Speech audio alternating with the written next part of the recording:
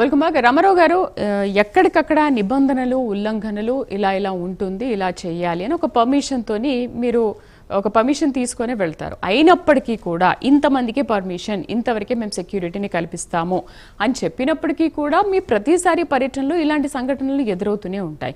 మరి ఏంటి, ప్రతిసారి వెళ్ళినప్పుడల్లా పర్యటనలో బల ప్రదర్శన జరుగుతుందా, లేకపోతే వాళ్ళని పరామర్శించే ప్రదర్శన జరుగుతుందంటారా? సరే, డీజేలు ఇలాంటివి వద్దు అన్నారు, అయినప్పటికీ కూడా డీజేలు పెట్టుకున్నారు. ఇన్ని క్యాన్వాయలు వద్దు అన్నారు, అయినప్పటికీ పెట్టుకున్నారు. ఇంతమందికి అని చెప్పారు, అయినప్పటికీ కూడా విజువల్స్లో మనం చూస్తున్నాం ఎంతో మంది అక్కడికి రావడం. అంత సెక్యూరిటీ కల్పించినప్పటికీ కూడా అంతమంది వస్తుంటే ప్రభుత్వం మాత్రం ఏం చేస్తుంది? మీరెందుకు పర్యటనలో ప్రతిసారి ఇలాంటి పరిస్థితిని కల్పిస్తున్నారు?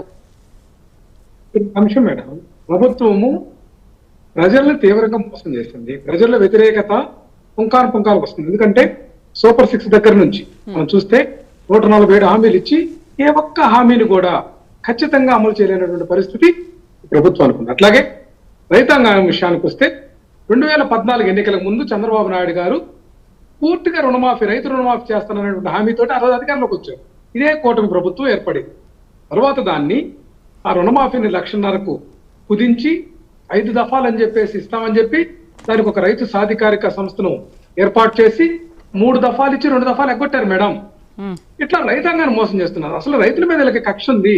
రైతులకు సంబంధించినటువంటి అంశాల్లో వ్యవసాయం దండగనేటువంటి చెప్పినటువంటి మొట్టమొదటి ముఖ్యమంత్రి భారతదేశంలో ఈ చంద్రబాబు నాయుడు గారే. ఇది అర్థం చేసుకోవాలి. ఇంకోటి ఏంటంటే, ఈయన 2 ఎకరాలు ఆసాం మేడం.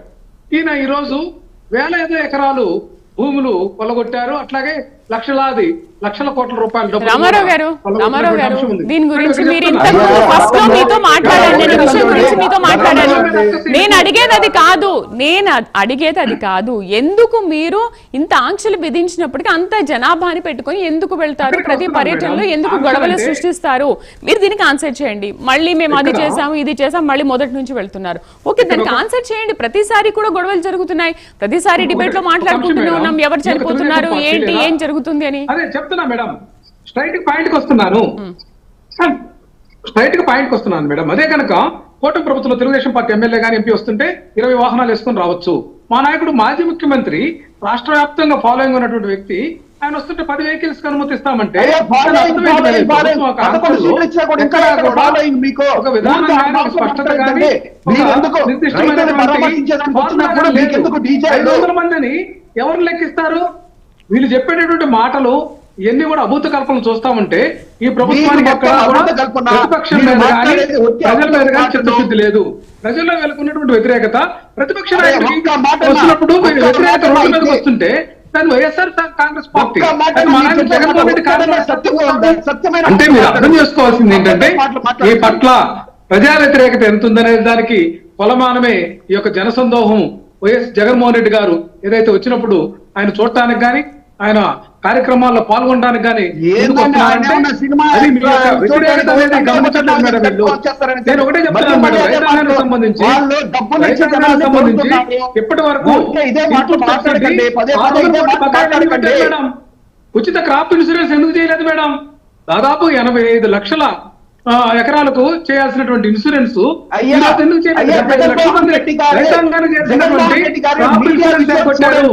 ఇప్పటికే వీళ్ళు రైతు భరోసా కింద 40,000 చెల్లించాల్సింటే ఒక్క 5,000 ఇచ్చి దులుపుకున్నారు. వీళ్ళు ఖచ్చితంగా నేను చెప్తున్నాను మేడం, 5 సంవత్సరాల్లో ₹1,00,000 రైతు భరోసా ఏదైతే వీళ్ళు పెట్టినటువంటి పేరు అన్నదాత సుఖీభావ కింద చెల్లించాలి. వీళ్ళు కనీసం 20,000 కూడా చెల్లించరు 5 సంవత్సరాలు. అంటే వీళ్ళు మోసానికి పరాకాష్ట. ప్రజలకు రైతాంగానికి ఇది అర్థమైంది కాబట్టి వీళ్ళు నిరసన తెలియజేయడానికి వస్తున్నటువంటి పరిస్థితిని వీళ్ళు అర్థం చేసుకోవటం లేదు.